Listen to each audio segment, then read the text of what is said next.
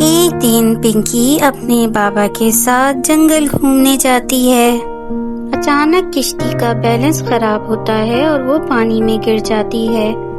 اس کے پاپا اس کو ہر جگہ ڈھونڈتے ہیں۔ جب وہ نہیں ملتی تو اس کے بابا پانی میں چھلانگ لگا دیتے ہیں۔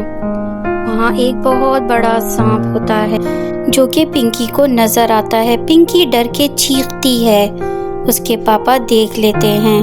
اس کے پاپا پانی میں جا کر سانپ کی خوب پٹائی کرتے ہیں۔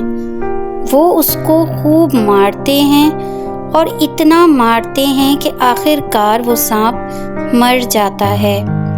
پنکی کے پاپا پنکی کو ڈھونڈتے ہیں لیکن پنکی کہیں نہیں ملتی۔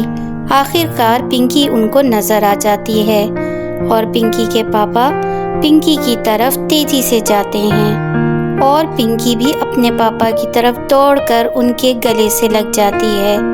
پیارے بچوں، پنکی کے بہادر پاپا کے لیے ایک لائک بنتا ہے۔